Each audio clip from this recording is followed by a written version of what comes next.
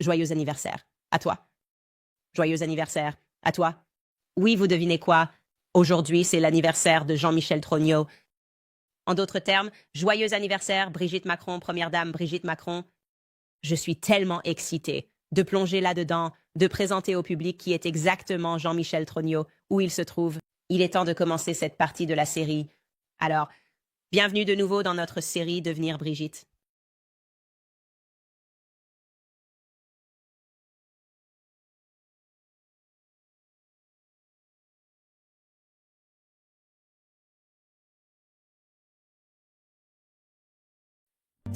D'accord, donc quelques points à récapituler. J'étais tellement frustrée à la fin du dernier épisode, parce que tant d'entre vous avaient commenté, Candace, il est temps que tu crées un arbre généalogique. Et nous avions déjà créé un arbre généalogique. Nous étions tellement occupés que j'ai oublié de te le montrer, évidemment, dans l'émission. Donc j'ai complètement raté le coche là. Je m'excuse, bien sûr, quand nous faisons ce genre de série, comme la série sur Kamala. Et maintenant, en regardant cette série sur Brigitte, il y a tellement de noms que cela devient confus. Et c'est bien de ralentir un peu et de pouvoir visualiser qui et quoi exactement nous parlons. Alors, faisons un peu marche arrière et commençons par là. Je vous montre maintenant l'arbre généalogique de la famille Emmanuel Macron. D'accord. On dit prétendument ici parce que j'ai plein de questions au fur et à mesure que nous approfondissons l'histoire, mais ses parents, Jean-Michel, Macron, puis il y a Francis Nog. Évidemment, nous avons beaucoup parlé la semaine dernière, en particulier de Germaine, qu'il appelle affectueusement Manette, n'est-ce pas? C'est elle qui a partagé cet amour pour les livres centrés sur les pédophiles avec son petit-fils. Elle est, comme nous vous l'avons mentionné la semaine dernière, le seul membre de la famille qu'il inclut dans ses histoires d'enfance tout au long de son autobiographie qui s'intitule Révolution. Je voulais donc dépasser cela, je voulais parler de révolution, comprendre que c'est en fait le graphique de Macron. Et puis, bien sûr, comme je l'ai dit, sa mère, ce que nous avons décrit. Dans l'épisode de la semaine dernière, ou il y a quelques jours, l'épisode, c'était que le docteur Francis Nog, sa mère, quand elle a été présentée pour la première fois au monde, elle a été présentée comme pédiatre, qui aidait d'une certaine manière le Bureau de la Sécurité sociale. Et ensuite, nous avons eu cette énorme révélation dans le dernier épisode où nous avons appris, je rigole, grâce au travail de la Sécurité sociale, j'ai oublié de mentionner qu'elle aide les personnes transgenres et intersexes à obtenir de nouvelles identités. Je veux dire, c'était un détail majeur. Majeur, majeur. Je veux dire, c'est vraiment explosif. Et il est important que vous vous en souveniez au fur et à mesure, car cela signifie que la famille immédiate de Macron était impliquée dans l'aide aux personnes ayant des problèmes de genre pour devenir quelqu'un d'autre. En d'autres termes, il facilitait l'émission des identités gouvernementales qui permettaient aux gens de se débarrasser légalement de leurs anciennes identités et de leur véritable sexe biologique. Nous devons nous réveiller au fait que c'est la réalité du monde dans lequel nous vivons aujourd'hui. Alors, qu'est-ce que c'est? Quelles en sont les implications? Faisons juste une pause là. Quelles sont les implications si je décide, d'accord, je suis Candace Owens? Non, j'ai l'impression en fait que je suis née homme et donc je vais changer mon nom. Je vais changer mon nom en Jean-Michel Trogneux. D'accord? Et puis, quelqu'un sort et dit, vous savez, Candace Owens est cette personne. Puis-je donc les poursuivre pour diffamation en disant que je suis Candace Owens si j'ai légalement changé mon nom en Jean-Michel Chagnaud? Est-ce que cela devient la base d'une poursuite en diffamation si vous êtes capable de vous débarrasser de votre identité? Je veux que vous réfléchissiez à cela au fur et à mesure que nous avançons dans cette série. Il est très important de se rappeler cela, que sa mère s'occupait de cette capacité au Bureau de la Sécurité sociale. Je devrais aussi ajouter ici qu'ensuite, de manière choquante, lors d'une interview très rare, sa mère a accordé à une journaliste nommée Gail Chakaloff. Elle écrivait une biographie sur le couple Macron. La biographie s'intitulait Juste nous deux. Et elle a parlé avec sa mère et sa mère a dit quelque chose de très étrange. Elle a dit, je cite, et c'est dans ce livre, pour moi, Brigitte n'est pas une belle fille. Excusez-moi. Qu'est-ce que ça veut dire? Brigitte est mariée à votre fils. Elle a été mariée à votre fils depuis très longtemps. Elle est tombée amoureuse de votre fils quand votre fils avait 14 ans. Que veux-tu dire par là pour moi? Elle n'est pas une belle fille. Quelle en est l'implication? Que pourrait-elle être d'autre? Que pourrait-elle être d'autre pour vous, la première dame? Donc, on va juste laisser ça là. D'accord, maintenant, jetons un œil à l'arbre généalogique de la famille Brigitte Macron. D'accord. Nous avons D'autres choses importantes à retenir. Donc, vous avez Brigitte qui aurait été mariée pendant 32 ans à ce gars, André, Louis, Osier, et ils auraient eu 3 enfants, Lawrence Osier, Sébastien Osier et Typhon Osier. Il est maintenant important de se rappeler, ce dont nous avons parlé dans l'épisode précédent, que la première dame a tendance à se tromper régulièrement dans ses interviews. Par exemple, elle se trompe sur la date du décès de sa sœur, Mary Vaughan. Elle s'est complètement trompée sur la date du décès de sa prétendue nièce. Et nous commençons à penser à cela comme à une stratégie plutôt qu'à autre chose. Ce n'est pas juste une question d'oublier des dates, c'est parce que vous essayez d'embrouiller le public et une grande indication de. Cela était Typhon, sa fille, qui a mal donné à la fois la date et la manière de l'enterrement de son père à Paris. Match Magazine, magazine hebdomadaire. Comment est-ce possible? Rappelez-vous, nous en avons parlé. Nous pouvons ressortir ce graphique. Un mystère très étrange concernant ce personnage d'André Louis Osier. À quel point c'était bizarre, nous ne pouvons pas le souligner assez. Nous apprenons cela de son premier cousin, d'accord? Il avait un premier cousin nommé John, Louis Osier, et c'est là que cela est devenu vraiment confus pour certaines personnes. Il y avait un premier cousin, et ce premier cousin, puis a décrit qu'en gros, il avait poursuivi les journalistes ou en le méprisant dans la photo de mariage. Ce premier cousin s'est alors fâché parce que le palais de l'Élysée l'a un peu poussé à la poursuivre pour diffamation, en faisant semblant de vouloir se joindre à la plainte. Mais ensuite, Brigitte Macron a refusé de simplement dire « Remettez cette photo. » Ouais, c'est moi sur la photo de mariage. Elle a refusé de faire cela et s'est un peu retirée. Et donc, il n'était pas content de cela. Il n'était pas content. Il se sentait utilisé par le palais de l'Élysée. Il s'est confié à un journaliste et nous dit des choses vraiment étranges concernant l'enterrement de son cousin, concernant les funérailles de son cousin, concernant la crémation de son cousin, principalement. La chose la plus étrange étant que le palais de l'Élysée était impliqué. D'accord. Il voulait s'assurer que ces funérailles se déroulent comme un voleur dans la nuit. Il ne voulait pas que le public apprenne cela. Et ils l'ont vu franchir la ligne d'arrivée. Et pourtant, malgré cela, Brigitte Macron n'a pas assisté aux funérailles de son prétendu ex-mari. Jusqu'à 32 ans, le prétendu père de ses enfants. Nous voulons nous assurer qu'il soit enterré, d'accord? Mais nous n'allons pas nous montrer, ni moi ni le président ne allons nous montrer. Et puis Typhon va juste faire une énorme erreur dans Paris Match et dire « J'ai enterré mon père le 24 décembre ». Et puis on apprend « Non, il a en fait été crématisé le 28 décembre ». Et c'était 1 an auparavant. Et c'est la photo que tu utilises parce que tout a été détruit. D'accord, c'est fou. Donc, oui, rappelle-toi que nous avons appris cette information, pas d'un théoricien du complot. Nous avons appris cela du cousin, John, Louis, Osier, le cousin d'André, d'accord? Celui qui a réussi à poursuivre Natacha Ray pour diffamation parce qu'elle a supposé à tort que c'était lui, d'accord? Ce que nous savons et que nous avons confirmé dans l'épisode précédent, c'est que cet homme, et nous pouvons vous montrer à nouveau sa photo d'obituaire, parce qu'il n'existe pas d'autres photos de lui, de la photo de mariage à celle-ci, toute sa vie a été détruite. Mais ce que nous pouvons vous dire, c'est qu'il a en fait existé. Ils ont menti sur l'endroit où il travaillait, à quelle banque il travaillait. Encore une fois, des tonnes de petits mensonges pour envoyer les gens dans des impasses afin qu'ils puissent faire une erreur. Mais ce que nous ne pouvons pas vous dire, c'est ce qui lui est réellement arrivé. Nous ne pouvons pas déterminer ce qui lui est arrivé sur la base du témoignage de son premier cousin, car cela dépend de si vous croyez ou non sa partenaire, la femme qui était à ses funérailles, qui a affirmé qu'elle avait trouvé des billets pour l'Afrique dans sa poche, qu'il avait vidé tous ses comptes bancaires. Et si vous pensez potentiellement, ou vous pourriez dire, et ou si vous croyez, le journaliste de Paris Match qui a ensuite écrit cela, André a en fait passé les derniers jours de sa vie dans une unité psychiatrique, gardée par nul autre qu'Alexander Benalla. Maintenant, il faut qu'on parle de ce gars, d'accord? Parce qu'il est important. Il est très important parce qu'il est apparu, en fait, plusieurs fois, mais nous devrions creuser en profondeur pourquoi cela. Cette accusation particulière est importante parce qu'il est intéressant de constater que malgré le fait qu'ils aiment poursuivre les gens, ils ne sont jamais allés après ça. Un journaliste qui a affirmé qu'Alexandre Benalla, l'ancien chef de cabinet adjoint d'Emmanuel Macron, gardait, pour une raison ou une autre, une unité psychiatrique forte d'André. Donc, nous savons pour un fait que Le palais Élisa était impliqué au moins dans ses funérailles. Et ce journaliste met cela, donc je pense qu'on devrait explorer ça. Nous devrions parler de ça, Alexandre Benalla, parce que ce n'est pas une mention subtile de la part d'un journaliste. D'accord?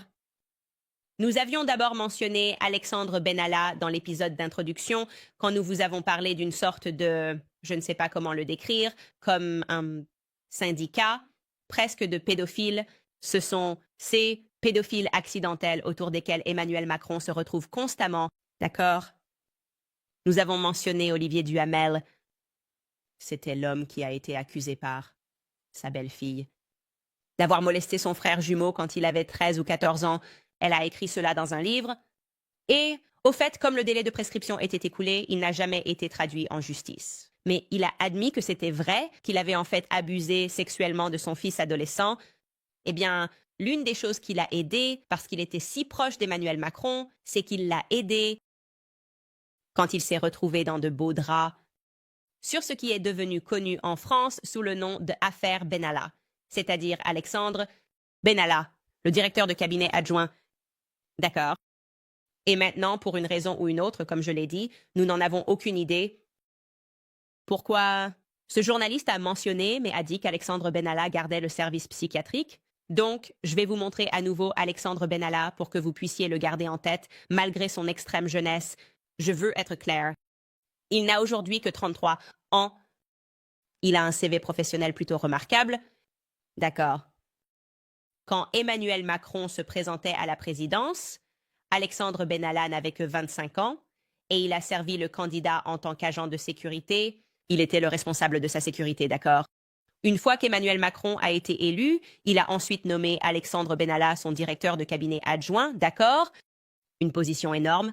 Peux-tu imaginer avoir 25 ans et entrer à la Maison-Blanche, au palais de l'Élysée?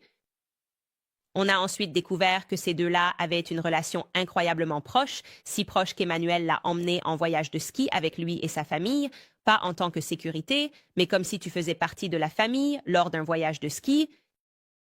Et même plus proche que ça, Emmanuel Macron a permis à Alexandre Benalla, ce gamin de 25-26 ans, en gros, de s'installer au Palais national de la République française. D'accord, il vivait au Palais de l'Alma. C'est choquant. Il avait un logement ici. D'accord. Alors que se passe-t-il ici? Imaginez que vous avez 26 ans. Tu vis dans un palais? Et, je ne sais pas, je me dis qu'il a dû fournir une sécurité incroyable au président. Il a dû rendre quelques services au président. D'accord. Quand tu creuses dans son passé, tu apprends ça.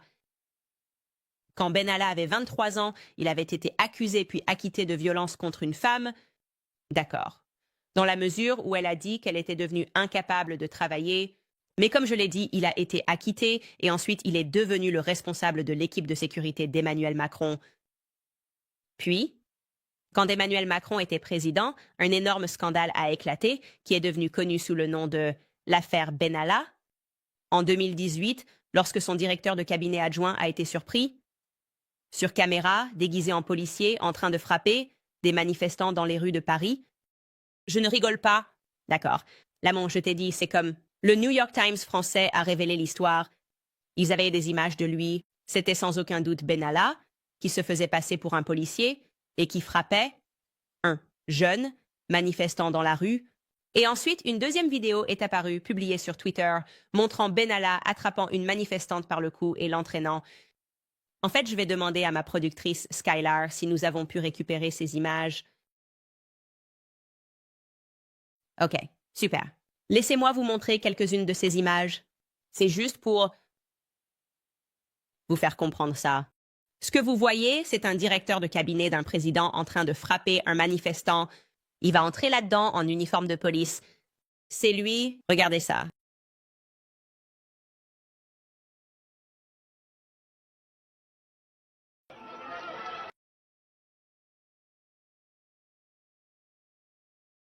C'est juste des choses totalement normales pour un directeur de cabinet. Non, c'est juste ce que fait le directeur de cabinet de tout le monde à travers le monde. Il a ensuite été découvert que, alors que les gens commençaient à enquêter de plus en plus sur l'affaire, 3 policiers lui avaient fourni davantage d'images de surveillance.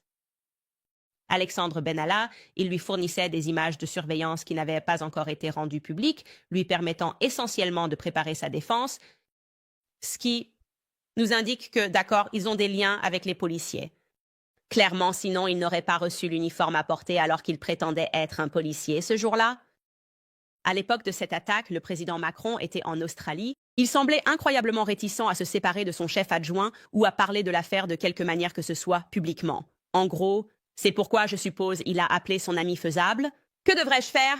Que veux-tu dire? Que devrais-tu faire? Votre chef de cabinet vient d'être surpris en train de frapper des manifestants dans la rue. Pourquoi n'es-tu pas juste plus choqué par ça? Que veux-tu dire?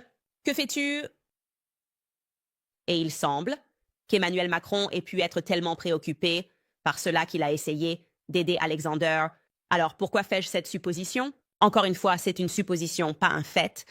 Mais ce qui est un fait, c'est qu'Alexander Benalla, lorsqu'il a été interviewé au sujet du scandale, non, personne d'autre que Mimi Marchand était dans la pièce pour l'assister, parlant à la presse.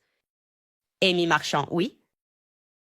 La papesse des célébrités de la presse qui pouvait obtenir n'importe quoi dans la presse, faire retirer n'importe quoi de la presse, une femme, qui pouvait faire en sorte que la presse couvre des accusations de pédophilie pour ses amis. D'accord. Finalement, alors que le scandale a complètement englouti le palais de l'Élysée, ils ont effectivement dû se résoudre à renvoyer Benalla. Sur le papier, au moins, je veux être clair sur le papier. Il a été libéré parce qu'un autre scandale a ensuite émergé. On découvrirait plus tard que quelques mois plus tard, ils se sont rendus compte qu'ils n'avaient en fait pas retiré ses passeports diplomatiques et malgré le fait d'avoir apparemment été renvoyé plusieurs mois plus tard, il a utilisé ses passeports diplomatiques pour voyager et rencontrer des dirigeants africains, y compris le président du Tchad, un gars nommé Idriss Déby. Maintenant, pour les gens qui regardent ça depuis l'Afrique, vous regardez ce gars en vous demandant, n'est-ce pas qu'il est mort quelques années plus tard? Dans un de ces scénarios stéréotypés de western où soudainement un groupe de rebelles se soulève, ouais. Donne-moi une situation à la Muammar Kadhafi où les rebelles sont tellement mécontents qu'ils ont tué le président. Ouais, c'est ce qui est arrivé à ce gars au Tchad. Ouais. Donc, c'était naturel et les gens étaient vraiment mécontents dans les rues et l'Occident n'était pas impliqué. Néanmoins, Alexander Benalla rencontrait ce gars avec des passeports diplomatiques après avoir été renvoyé. Donc, c'était une deuxième partie du scandale. Il est alors apparu que pendant qu'il travaillait pour Macron, Alexander Benalla, ce roi, de 26 ans vivant au palais, avait en fait contracté des liens financiers avec deux oligarques russes qui étaient censés être membres de la mafia russe. Oups! Encore une fois, je suppose que tout le monde autour de moi est accusé d'être soit un criminel, soit un pédophile. Et alors, je suis sûre qu'Emmanuel Macron est toujours si innocent dans tout ça. Brigitte, ça leur arrive tout le temps. Ils essaient de s'entourer de bonnes personnes, les gars. Ils essaient vraiment de s'entourer de bonnes personnes. Je jure que c'est tout le monde autour d'eux. Ce n'est tout simplement pas eux. Je pense qu'on devrait vraiment jeter un œil à ce syndicat extraordinaire qui émerge autour d'eux, parce qu'on a déjà couvert beaucoup de ces personnes. Donc, Michel, Marchand, évidemment c'est la pape là-haut à gauche dans les médias français. On sait qu'elle a été impliquée dans des affaires louches. Elle a été expulsée pour falsification, extorsion, tout ce que tu veux. Elle en a été accusée. Une femme qui, d'après ce qu'on comprend, avait la capacité, la seule personne par laquelle les gens devaient passer pour obtenir des photos, du passé de la première dame. Elle possède Best Image, d'accord? Et tu me dis que c'est la seule personne qui peut produire des images du passé de Brigitte Macron avant qu'elle ne devienne professeure ou enseignante? Ça semble un peu suspect. Ensuite, en dessous d'elle, nous avons Bernard Arnault, l'homme le plus riche du monde parce qu'il contrôle LVMH. On a mentionné son gendre, Xavier Niel, qui était le lien, l'intermédiaire entre Mimi Marchand et le couple présidentiel. Mais je veux que tu saches aussi que LVMH possède Paris Match. D'accord, c'est là qu'elle met toutes ces images retouchées. Je dirais des images retouchées de Brigitte pour que tout le monde pense qu'elle est jeune, séduisante et irrésistiblement belle. Elle travaille là-dessus. Ensuite, nous allons nous diriger vers le coin supérieur droit. Nous avons mentionné Nicolas Ghesquière. C'est la personne qui habille la première dame, également sous l'empire LVMH, celui qui met des personnes transgenres, partout où il le peut. Honnêtement, vous devriez juste googler Nicolas Ghesquière pendant votre temps libre, parce que nous n'avons même pas effleuré la surface en ce qui concerne son engagement envers la cause trans et amener tous ces modèles trans et les mettre sur le podium en essayant de trans, tout. Mais je suis sûre que Brigitte Macron est exactement qui il dit qu'il est. Et juste, je ne sais pas, il veut juste habiller Brigitte Macron pour une raison ou une autre, c'est ce que c'est. Ensuite, bien sûr, comme nous l'avons mentionné, la mère d'Emmanuel Macron, Françoise Nog, que nous savons être, concernant son travail pour essayer d'obtenir de nouvelles identités pour les personnes qui souffrent de problèmes d'identité et en passant, c'est légal. C'est légal maintenant. D'accord? Et ensuite, en bas, nous avons, comme nous venons de le discuter, Alexandre Vanalla. Alors, il suffit de rassembler tout ça, d'accord? Avec la falsification, l'extorsion. Et surtout, avec l'accès à une femme qui peut faciliter le changement d'identité, il ne suffit pas pour quiconque enquêtant sur cette affaire de poser des questions comme est-ce que c'est Brigitte Trognaux sur la photo de mariage? Vous remarquerez que nous n'avons pas posé cette question lorsque mon équipe juridique est intervenue. Nous n'avons pas dit est-ce que c'est Brigitte Trognaux sur la photo de mariage? Nous devions plutôt poser quelque chose de plus spécifique. Est-ce que c'est l'actuelle première dame de France, Brigitte Macron, sur cette photo de mariage? D'accord. Et c'est à ce moment-là que le couple devient vraiment silencieux. Ils ne veulent pas répondre à ces questions. Vous comprenez ce que je veux dire ici, d'accord? Parce que nous pouvons confirmer qu'il s'agit bien d'une photo, d'une femme nommée Brigitte Trognaux sur cette photo de mariage. Où se trouve Brigitte? Nous ne pouvons pas le confirmer car la première dame refuse de répondre. Elle a une belle-mère qui aide les personnes transgenres à obtenir de nouvelles identités. Donc, vous devez essentiellement comprendre cela. Vous pouvez simplement prendre le nom de quelqu'un. Vous pouvez devenir quelqu'un d'autre en un instant. Maintenant, légalement, quand vous devenez transgenre, d'accord? Cela nous amène à Jean-Michel Trognaux. Et nous devons évidemment parler de lui. C'est le frère de Brigitte Trognaux. Aujourd'hui, c'est son anniversaire. Joyeux anniversaire, Jean-Michel Trognaux. Il est vraiment important que nous apprenions à son sujet. Un gars qui était si proche de sa sœur, deux personnes différentes. Sa sœur, Brigitte Trognaux, l'a choisi comme témoin à son mariage. Mais ensuite, il a complètement disparu des mentions lorsque la première dame, Brigitte Macron, est arrivée au pouvoir. Il semblait y avoir une intention de laisser cette personne passer entre les mailles du filet, malgré tout ce qui était écrit sur sa famille et d'où elle venait. Il n'y a eu aucune mention de Jean-Michel Trognaux. C'était le chien qui n'aboyait pas. Nous allons parler de lui. Nous allons laisser ce chien aboyer. Mais d'abord, je vais faire une petite pause ici pour vous rappeler certains de nos sponsors incroyables. Tout d'abord, l'épisode d'aujourd'hui est sponsorisé par Momentus. Quand l'objectif est notre santé et la capacité de vivre mieux ou plus longtemps, il y a quelques éléments non négociables. L'un d'eux est la qualité. Et quand il s'agit de suppléments destinés aux performeurs de haut niveau, personne ne le fait comme Momentus. Ils investissent dans une certification NSF, ce qui signifie que chaque lot est testé pour les métaux lourds, les additifs nocifs et l'exactitude des déclarations sur l'étiquette. Momentus est de confiance pour les 32 équipes de la NFL et les diététiciens universitaires à travers le pays. Momentus croit en l'importance de maîtriser les bases avec une cohérence écrasante, puis de créer une routine basée sur vos objectifs individuels. Et par base, ils entendent la protéine et la créatine. Momentus se fournit en créapure, la forme la plus pure de créatine monohydrate disponible, et c'est un impératif absolu pour une performance physique et cognitive optimale, tant pour les hommes que pour les femmes. Alors essayez-les aujourd'hui en visitant livemomentus.com et vous bénéficierez de 20% de réduction si vous utilisez le code Candice. C'est livemomentus.com avec le code promo Candice. Aussi, je vous dis tout le temps, quand vous buvez du café, autant faire du bien en buvant votre café. Alors, je veux vous parler de 7 Weeks Coffee, car c'est la société de café Pro-Vie d'Amérique qui a pour mission de financer le mouvement Pro-Vie, une tasse de café à la fois. Si vous vous demandez pourquoi il s'appelle 7 Weeks, c'est parce qu'à 7 semaines, un bébé a la taille d'un grain de café, et c'est à ce moment-là qu'un battement de cœur est clairement détecté lors d'une échographie. Ils donnent 10% de chaque vente pour soutenir les centres de soins de grossesse à travers le pays.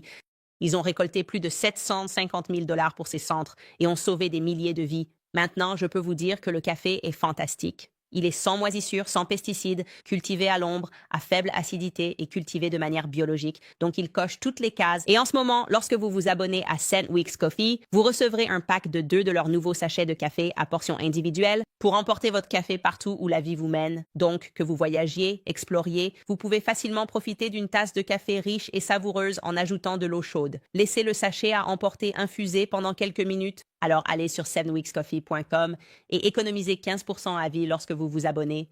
Et si vous utilisez le code Candice, vous obtenez 10% de réduction sur votre première commande, 25% au total. Visitez cenweekscoffee.com et utilisez le code Candice en commandant aujourd'hui. D'accord, parlons. De Jean-Michel Trognot. Cela fait le buzz en France. C'est explosif. Tout le monde sait qu'il se passe quelque chose ici, mais le monde anglophone n'a pas compris ce qui se passait. Et il y a beaucoup de questions, même dans le monde francophone. Ils ne comprennent pas pourquoi Xavier Poussard n'a pas été poursuivi pour diffamation alors que Natacha Ray l'a été. Quelle est la différence? Xavier Poussard m'a toujours dit très clairement que sa grande avancée est due au travail de Natacha Ray. Elle est venue le voir et a d'abord dit « Comme ça, c'est Jean-Michel Trognot. J'ai travaillé là-dessus. » Alors, où est-ce qu'elle a raté le coche et où est-ce qu'il ne l'a pas raté? Et c'est là que ça devient vraiment intéressant. Et c'est pourquoi il était si important pour moi de ralentir ça. Pour vous, nous parlons de deux individus différents. Jean-Michel Trognot et sa sœur Brigitte Trognot. Ce que vous devez savoir sur Jean-Michel Trognot, c'est qu'il est né le 11 février 1945. Et en ce qui concerne son existence, il n'y a pas de doute. En fait, c'est un contraste frappant avec le fait d'essayer de se pencher sur Brigitte Trognot.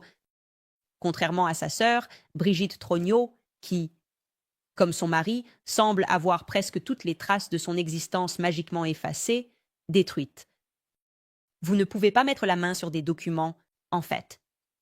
Brigitte Trognot, la personne qui prétend être au palais de l'Élysée en tant que Brigitte Macron, on pourrait penser qu'il serait très facile d'obtenir des photos d'école d'elle.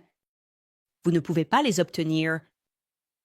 Xavier Poussard a traversé des procédures judiciaires pour obtenir un annuaire qui devrait être fourni par la loi. D'accord. Elle est allée au Sacré-Cœur, Sacre-Croix. J'espère que je le dis bien en français. Sacre-Croix. Et ils sont censés te donner l'annuaire pour que tu puisses voir une photo. Malgré cela, l'école refuse de le faire. Alors, pourquoi une école refuserait-elle de te donner une photo de la première dame? De la première dame en grandissant? Pourquoi ne pouvons-nous pas voir des photos de la première dame dans les annuaires qui existent? Pourquoi ne pouvons-nous pas la voir à l'école primaire, au collège, au lycée? Pourquoi est-il impossible de rassembler la moindre trace de l'existence de Brigitte Trognot? Et c'était aussi difficile, mais pas impossible, de recueillir des choses sur Jean-Michel Trognot. Et nous avons pu reconstituer une chronologie très claire de son existence jusqu'à ce qu'il tombe un peu comme par magie dans l'oubli. Donc nous allons... Je vais te guider à travers cette chronologie, d'accord? Jean-Michel, comme je te l'ai dit, est né en 1945. Nous savons donc qu'il commence à fréquenter une académie jésuite. Nous avons plusieurs photos de lui à l'académie jésuite et je vais vous montrer l'une d'elles, je crois, que nous avons ici. Ouais. Donc, si tu regardes là en bas à droite, tu verras que c'est Jean-Michel Trognot. D'accord? Et comme je l'ai dit, je vais garder certaines des photos que nous avons parce que Xavier Poussard va être notre prochain épisode, cette interview, et ce qu'il a réussi à obtenir est explosif. Et je ne veux pas lui gâcher ça. Revenons à notre chronologie. En 1953, sa petite sœur, Brigitte Trognot, est née. Ensuite, nous savons, comme je l'ai dit, qu'il a continué à fréquenter cette académie jésuite. Ensuite, nous avons cette célèbre photo de famille de 1944, qui est la meilleure image publiée pour le réalisateur du documentaire, qui avait l'impression qu'elle était, pour une raison ou une autre, en train d'être interrogée par le palais de l'Élysée. Ce serait la traiter comme si elle était sous interrogation. Elle a réussi à mettre la main sur cette photo de famille. De 1955 à 1956, il est de retour à l'école. Encore une fois, nous aurons ces photos de classe disponibles pour vous dans l'interview de Xavier lors de notre entretien que nous publierons ensuite. En 1960, la sœur de Brigitte et Jean-Michel Trognot, Maryvonne Trognot, meurt dans un accident de voiture avec son mari, Paul Farcy. Le 24 février. Leur fille, Natacha, âgée de 5 mois à l'époque, survit et finit par épouser un gars nommé Richard. Et ils ont 2 filles. En 1963, le public reçoit alors une photo de ce qu'on nous dit être la vraie Brigitte Trognot à la communion. Nous remarquons que cela ne ressemble pas à la première dame actuelle, et la première dame actuelle a jusqu'à présent, à ce jour, refusé de répondre à ma question sur le fait de savoir si, non pas si c'est Brigitte Trognot sur la photo, mais si c'est elle sur la photo. Différenciation importante. En 1963, Jean-Michel Trognot vivait à Alger, en Algérie, en février. Donc il avait 18 ans. C'est une chose très inhabituelle, comme m'a dit Xavier, car c'était juste après la sanglante guerre d'indépendance, l'Algérie obtenant son indépendance de la France. Et il dit qu'à cette époque, aucun Français ne se rendait en Algérie à moins d'être communiste, mais nous savons qu'il était là parce qu'il y avait un recensement disponible et nous sommes, soudainement, désireux d'obtenir une photo de lui à cette époque parce que, eh bien, maintenant nous ne parlons pas de photos d'enfance, ce qui semble être la seule chose que Brigitte Macron veut publier. Une très petite quantité, un total de quoi? 3 photos qui ont été publiées. Elle ne veut pas publier de photos plus anciennes, jusqu'à ce que soudainement, Brigitte Macron est professeure, n'est-ce pas? Brigitte Osière dit, oh, je suis professeur. Nous manquons un peu ces années importantes de sa vie, ce qui nous permettrait de voir son visage. Elles évoluent un peu avec le temps, n'est-ce pas? Cette prochaine photo, que je ne vais pas vous montrer parce qu'elle est explosive et qu'il a fallu des années à Xavier Poussard pour l'obtenir, il met la main sur une photo de Jean-Michel Trognot, qui est inscrit à l'école ESTP, une école d'ingénieurs française. Cela devient la dernière photo vérifiée que nous avons dans nos archives. Mais je veux que vous notiez qu'il a 18 ans à ce moment-là. Vous prenez n'importe quelle personne, vous prenez une photo d'eux quand ils ont 18 ans, et il est très difficile de dire que vous vous attendiez à ce que cette personne ait l'air fondamentalement différente, n'est-ce pas? Des décennies plus tard, parce que vous êtes un jeune adulte, n'est-ce pas? En revenant à cette chronologie, nous savons alors que la véritable Brigitte Trognot épouse André-Louis Osière, devenant ainsi Brigitte Osière. Nous avons une annonce de mariage, nous avons une photo de mariage, ça s'est vraiment passé, et c'est la photo. Ce à quoi Natacha Ray a fait une erreur malheureuse et tout à fait compréhensible. Et puis, comme je vous l'ai dit, pour une raison quelconque, Jean-Michel disparaît, photographiquement. Il disparaît, et puis cette chose incroyable se produit en 1977, quand les gens ont commencé à réaliser que leur première dame, quelque chose dans cette histoire n'avait pas de sens, quand les gens ont commencé à parler de leurs soupçons qu'ils regardaient un homme ayant fait une transition. Pour de nombreuses raisons, ils ont pu déterrer une interview, d'accord, de 1977. Et c'est un homme qui dit qu'il a fait une transition et qu'il vit en tant que femme nommée Véronique. Maintenant, pour mes auditeurs anglophones, cela va être un peu déroutant pour vous. Donc, je vais vous expliquer pourquoi c'était si explosif. Chaque personne qui parle, vous pouvez changer votre nom. Vous pouvez essayer de parler dans un ton différent, mais vous avez des tics, vous savez, presque. Des choses que vous dites sans même réaliser que vous les dites, des mots sur lesquels vous pourriez compter. Et pour la première dame Macron, ce tic, pour ainsi dire, c'est « elle dit », c'est-à-dire « n'est-ce pas ?» C'est-à-dire, certaines personnes pourraient dire comme, vous savez, comme j'allais genre au magasin et genre, son tic, c'est-à-dire. Donc, nous avons cet individu qui apparaît mais ne montre pas son visage. C'est évoqué dans cette émission de talk show en 1977 où il dit que son nom est Véronique et qu'il a fait une transition et la personne a exactement la même voix que l'actuelle première dame de France et le même tic. Et bien sûr, à l'époque où la première dame faisait toutes ces interviews, elle n'a jamais pensé que le public allait fouiller cette vieille interview de cet individu transgenre dans une émission de talk show disant « c'est-à-dire, encore et encore ». Alors, je vais jouer un petit extrait de cette interview. Bien sûr, c'est en français, donc cela ne signifiera rien pour les auditeurs anglophones. Mais ensuite, je vais vous lire la transcription parce qu'il y a d'autres coïncidences importantes qui se sont produites. Écoutez bien. Je pense qu'il n'y a pas de transformation, car la psyché est déjà féminine, et l'individu, dans ce cas, moi, est déjà préparé à ce genre de mutation par nécessité. Dans ce sens, nous nous sentons comme des femmes, et nous régularisons une situation sans plus. Il n'y a pas de mutation, il y a une régularisation. Vous êtes devenues complètement des femmes, alors depuis combien de temps avez-vous été opérées? Je n'aime pas vraiment l'expression devenir complètement des femmes, c'est-à-dire que nous devenons une sorte de femmes qui peuvent copuler. Mais nous ne pouvons pas procréer au-delà des problèmes juridiques dont nous parlerons plus tard, c'est-à-dire que cette intégration se fait sans problème au niveau individuel, elle n'existe pas. Maintenant, essentiellement, quelqu'un dans le chat ici vient de dire « c'est sa voix », mais aussi. Quelqu'un a dit dans le chat que ça, on pourrait appeler ça une empreinte vocale. C'est une façon parfaite de dire que c'est une empreinte vocale. Il y a des choses dont tu ne peux tout simplement pas te débarrasser. Mais aussi, même quand tu transformes ton identité, tu as toujours une identité Tu as toujours des intérêts qui ne disparaissent pas comme par magie si tu changes de nom. D'accord. C'est pourquoi je vais te dire ce qu'elle dit dans le script. Candace Owens, même si je change mon nom en Jean-Michel Trogno, cela ne transforme pas mes intérêts. Ça ne me définit pas, j'adore la cuisine italienne. Je ne vais pas soudainement ne plus aimer la cuisine italienne juste parce que je pourrais devenir Jean-Michel Trogno. Je ne vais pas soudainement perdre tout intérêt pour l'affaire Blake Lively et Ryan Reynolds juste parce que j'ai changé légalement mon nom en Jean-Michel Trogno. Et donc, cette interview a été explosive lorsqu'elle a été publiée à cause des choses que Véronique a dites. Alors je vais vous montrer la transcription en anglais et vous lire ce que cela donne en traduction. Alors l'intervieweur demande, il dit au public, je ne peux garantir que l'authenticité du témoignage de Véronique. Véronique, j'aimerais savoir si lorsque tu as subi cette opération, qui est celle que tu as eue, c'était un moment difficile pour toi, ou était-ce juste la culmination de quelque chose qui s'était passé avant?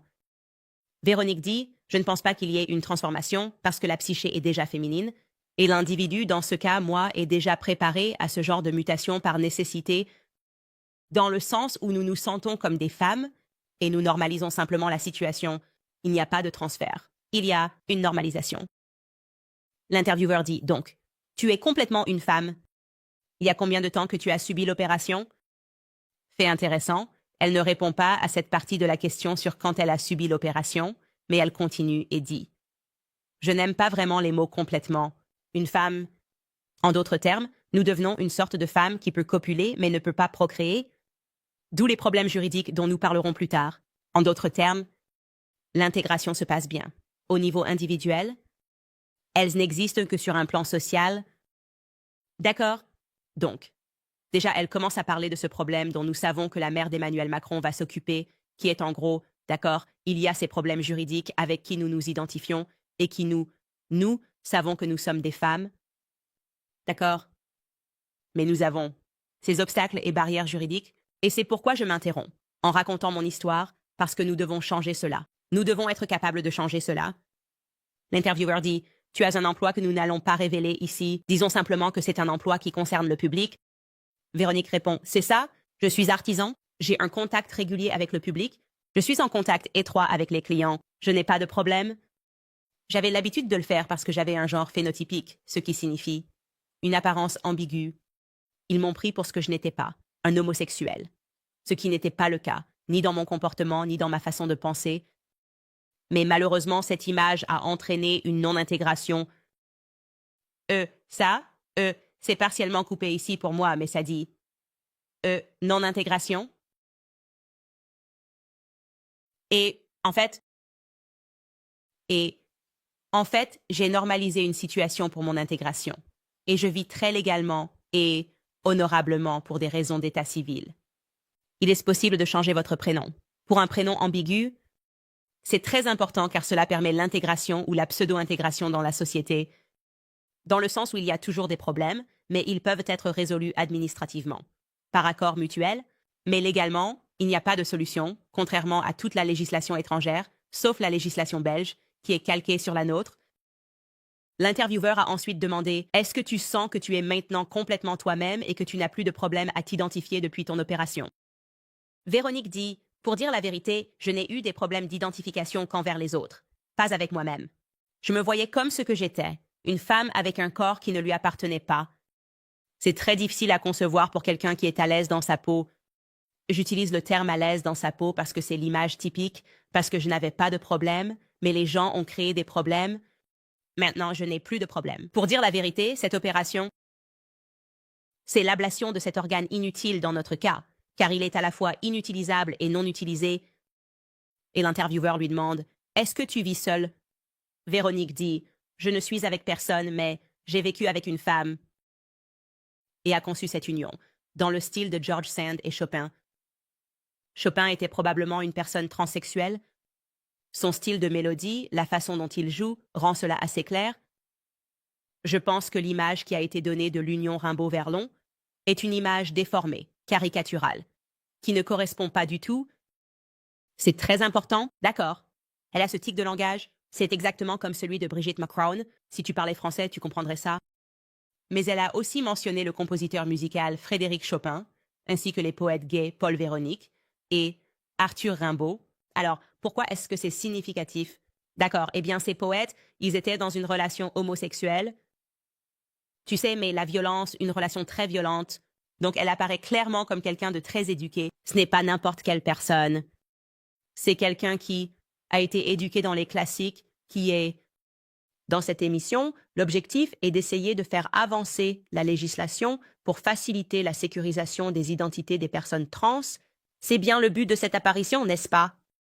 Et comme je l'ai dit, l'objectif d'utiliser quelqu'un qui a cette capacité à communiquer et à parler des hautes arts est de rendre les gens, peut-être le public, plus sympathiques à la cause, n'est-ce pas?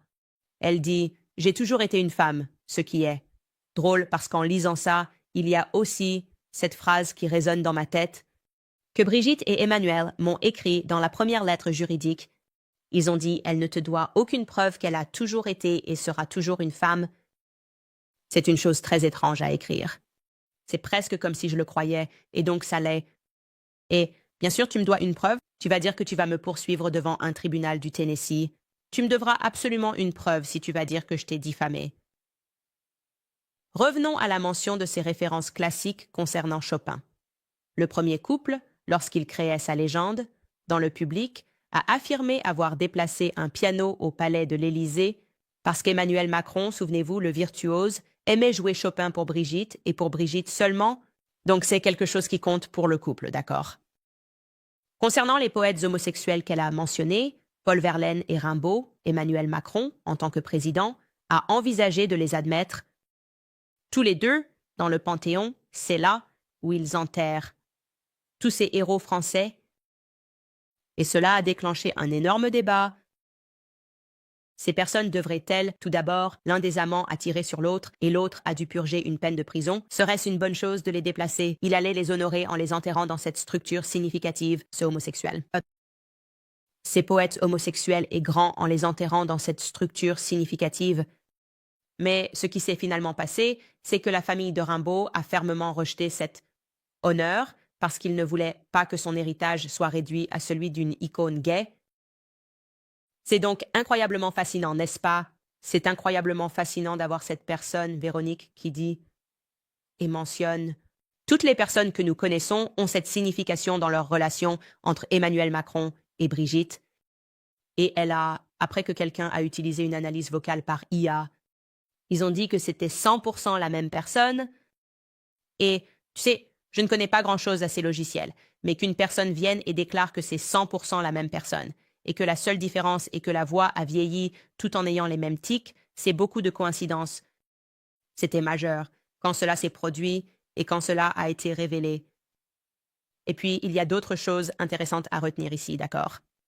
Quand tu replonges, dans la chronologie, Véronique apparaît, on ne sait pas. Quel est le nom de cette personne dans la vie? Ils utilisent ce nom pour cette interview, Véronique. Pas de nom de famille. Nous ne savons rien d'autre. Mais n'oublie pas que cette personne a aussi dit qu'il n'est pas dans une vraie relation, mais qu'il vit avec une femme. D'accord? Véronique dit qu'il vit avec une femme. Eh bien, quand nous replongeons dans notre chronologie de Jean-Michel Trognot, nous découvrons qu'à ce moment-là, Jean-Michel Trognot, après cette interview, épouse une femme. Et ironiquement, son nom est Véronique. Alors, serait-il possible que Jean-Michel ait pris le nom d'une chère amie nommée Véronique, avec qui il vivait et qu'il a ensuite épousée? Nous ne savons pas parce que, bien sûr, il n'y a pas de photo de ce mariage. Il n'y a rien là.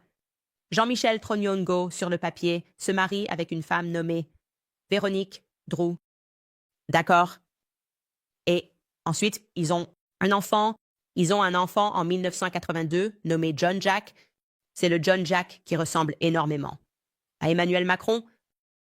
Et puis, peu de temps après, en 1987, Jean-Michel divorce de Véronique Drouin. Alors, mesdames et messieurs, que se passe-t-il?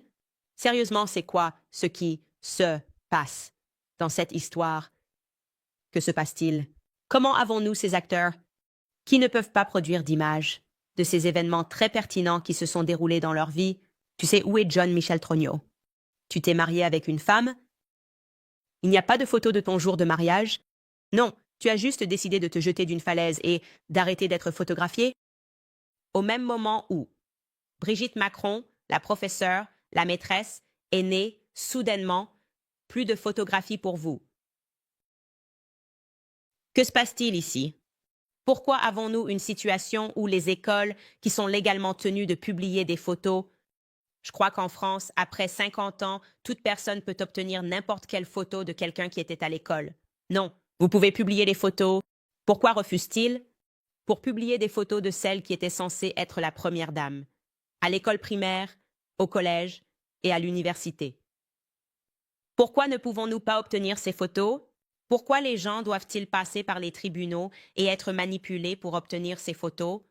Si c'est vraiment toi, Brigitte Macron, et que tu n'as pas pris l'identité de ta sœur, si c'est vraiment toi, pourquoi as-tu du mal à répondre à des questions basiques? Oublier les conspirations? Pourquoi refuses-tu de répondre à des questions basiques tout en essayant de pousser les gens à porter plainte pour diffamation, en attendant que les gens fassent des erreurs? Pourquoi ne pas simplement clarifier es-tu la même personne sur cette photo de mariage? Es-tu Brigitte Trugnot? Quelle question plus basique aurais-je pu te poser plutôt que as-tu, Brigitte Macron, donné naissance physiquement à 3 enfants? D'accord? Ne laissez pas les gens, les médias, vous manipuler en vous faisant croire que vous demandez quelque chose qui est juste une telle invasion de la vie privée. C'est complètement fou. D'accord. Nous sommes au-delà de la folie. Quand nous parlons de questions aussi basiques, cela aurait pu mettre fin à tout ça depuis longtemps. Et nous en sommes à peu près à 8 ans avec eux. Au lieu de cela, ils préfèrent essayer légalement de berner les gens, de les effrayer, de les intimider, envoyer des voyous potentiellement, d'accord?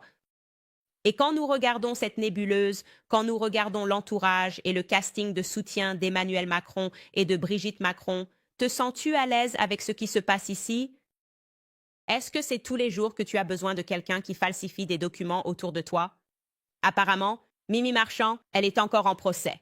En ce moment, quelqu'un qui a été largement impliqué dans l'extorsion, qui fait face à un procès en ce moment pour extorsion. Est-ce normal d'avoir ce genre de membres de gang autour de toi? Les gens qui peut contrôler les images, qui peut éditer des images et les mettre dans la presse? Allons-nous accepter, en tant que public, que ce soit complètement normal qu'ils continuent à atterrir dans ces scandales de pédophilie? Ou allons-nous reconnaître qu'il se passe quelque chose de très sinistre, qu'Emmanuel Macron et Brigitte Macron ne se présentent pas comme ce qu'ils disent être, comme qui ils disent être? Je crois qu'ils ont été préparés pour ce poste. Je crois surtout qu'Emmanuel Macron, sans aucun doute, a été préparé par Brigitte. Il n'y a pas de doute là-dessus. La seule question qui reste est qui diable est Brigitte Macron? Et la réponse évidente pour moi, et après avoir vu ces photos, que tu vas voir une en particulier. De quand Jean-Michel Trugnot avait 18 ans, tu vas tomber à la renverse, comme je l'ai fait quand je l'ai vu. C'est complètement fou. C'est complètement fou. Et, heureusement pour le travail de Xavier Poussard, la seule chose qui l'a aidé à ne pas faire d'erreur, c'est qu'il utilisait un programme d'IA que le Forum économique mondial a évalué, le logiciel de détection faciale numéro 1, qui lui a permis d'éviter de faire des erreurs. C'est le même programme qui est utilisé par la Chine, n'est-ce pas? Évidemment, tu sais, ils ont en Chine le système de crédit social. Et il faut pouvoir distinguer chaque visage, n'est-ce pas? Des visages très similaires, ils doivent pouvoir les distinguer. Et cela a été classé comme le logiciel numéro 1. Pour pouvoir faire ça, et donc quand il pensait à quelque chose, il lançait le logiciel. Comme avec la photo de mariage, il a lancé le logiciel et il a dit « Je sais que ce gars ressemble à ce gars, mais le pourcentage sur ce logiciel indique que le cousin et l'homme sont 2 personnes différentes. » Donc il n'a pas suivi cette théorie, il ne s'est pas juste fié à son instinct. Il était également aidé par un logiciel qui lui donnait des réponses avant même qu'il sache vraiment ce que les réponses étaient. Nous en parlerons davantage quand je m'assoirai avec lui, mais sache que le logiciel qu'il utilise à la bénédiction du Forum économique mondial, je pense que nous avons tous compris, ce forum est plutôt maléfique et ils veulent que nous puissions tous être identifiés. Et le logiciel, je l'ai testé moi-même pour y croire, c'est incroyable. Je veux dire, tu peux prendre une femme quand elle a 6 ans, elle aurait pu avoir 20 opérations sur son visage pour le transformer et ça continuera encore. C'est sa chance de 80. Je n'ai jamais rien vu de tel. Ça me terrifie un peu pour notre avenir, ça me terrifie en général à propos de l'IA. Mais pour les besoins de son enquête, ça lui a vraiment permis de trier les choses. Et lui, il n'y a aucun doute, en voyant cette technologie, dans mon esprit, la seule question que j'ai est: qu'est-il arrivé à sa sœur, Brigitte Trognot? Et tu y arriveras aussi. Comme je l'ai dit, je ne voulais pas nous donner trop de spoilers. Avant l'interview, je pourrais m'asseoir avec lui, mais il y a juste plus. Il y a encore tellement plus à déballer. Le lien avec les Rothschild, les emplois qu'il a obtenus et qu'il ne méritait pas, Emmanuel Macron. Et, comme je l'ai dit, nous aborderons toutes ces choses. Avant de répondre à certaines de vos questions, je veux vous rappeler American Financing, parce que je sais que beaucoup d'Américains ont des soldes de cartes de crédit élevés qui facturent 20% ou plus chaque mois. Il est temps de prendre le contrôle de votre dette. Si vous êtes propriétaire et que vous attendez de savoir comment mettre vos finances en ordre, vous devez appeler mes amis d'American Financing aujourd'hui. Les consultants en prêts hypothécaires d'American Financing, basés sur un salaire, aident les propriétaires, tout comme vous, à tirer parti de l'équité de leur maison pour sortir de dettes à intérêt élevé. Ils font économiser en moyenne $800 par mois à leurs clients en faisant cela. Économiser ce genre d'argent chaque mois devrait rendre la décision très facile. Il suffit d'un appel téléphonique de 10 minutes, sans frais et sans engagement, pour découvrir combien vous pourriez économiser. Et si vous commencez aujourd'hui, vous pourriez être en mesure de retarder 2 paiements hypothécaires. Alors appelez American Financing aujourd'hui au 800-795-1210. C'est le 800-795-1210. Ou vous pouvez visiter americanfinancing.net, Coupe Owens. C'est americanfinancing.net/Owens. D'accord, vous tous. Au fait, je vais essayer de trouver un endroit pour afficher tous ces graphiques. Je veux dire, vous pouvez évidemment faire une capture d'écran. Nous sommes tous à l'aise avec Internet. Vous pouvez commencer à travailler ainsi à travers le temps et des choses similaires. Mais j'espère aussi que je pourrai créer un espace presque comme un forum Reddit sur Candace Owens en vous rappelant que nous avons aussi le club de lecture. Nous ferons cela dans 10 minutes. Donc, je vais quitter ça et ensuite je serai sur Candace Owens. Pour ceux d'entre vous qui se sont inscrits au club de lecture, vous savez, notre premier livre qui est pertinent par rapport à l'histoire d'Emmanuel Macron à bien des égards est Chaos, qui déchiffre les meurtres de Charles Macron, la CIA et l'histoire secrète des années 60. C'est très pertinent pour comprendre beaucoup de ces programmes dont nous avons parlé, une sorte de ces opérations secrètes qui se déroulaient en coulisses. Alors, je vais juste prendre 5 minutes ici pour des questions avant qu'on doive partir. Voyons ceux que nous avons. Qui que ce soit qui écrit amour et respect de cette maman du sud de la Géorgie pour vous. Merci beaucoup. D. N. écrit Candace Owens, jamais fan jusqu'à l'USS Liberty épisode. Merci d'avoir donné vie à cette histoire. Les livres d'histoire ne font pas. Je suis un fan. Vous dites la vérité. Merci. Merci beaucoup. Je vous en remercie. Et ouais, ça a été un parcours, mais on doit juste le faire. Déballons ce mal. Et nous devons aussi avoir le courage de reconnaître que ce genre de mal existe. Comme il faut qu'on éclate un peu la bulle, vous savez, sortir du conte de fées et réaliser qu'il y a des faiseurs du monde, sans aucun doute. Et nous devons pouvoir regarder quelqu'un comme Emmanuel Macron et exiger des réponses. Parce qu'à mon avis, il n'est tout simplement pas en contrôle. Tu sais, il n'a jamais été en contrôle de sa vie entière. C'est un petit lâche sans courage. Michel écrit que Dieu te protège et te bénisse. Merci de partager ta foi en Jésus-Christ, notre Seigneur et Sauveur, et la vérité sur les voies malveillantes des abus envers les enfants. Sans aucun doute, c'est un peu la partie la plus effrayante de cette histoire. Il y a tant de personnes puissantes impliquées dans tant de ces scandales. Enfin, Alaska Dog écrit « John Michel partage un anniversaire avec Alex Jones. Aussi aujourd'hui, je parie qu'il apprécie votre couverture sur Macron. Sans aucun doute, c'est vrai. » D'accord, les gars, on doit se déconnecter, comme je l'ai dit, parce qu'on a le club de lecture. Si vous ne vous êtes pas inscrit au club de lecture, vous devriez absolument aller sur candaceowens.com. Et pendant que vous y êtes, pourquoi ne pas prendre mon nouveau livre, Fais-lui un sandwich. On se retrouve, les gars, pour la série sur Brigitte Macron avec l'interview explosive de Xavier Poussard. Les gars, on se voit alors.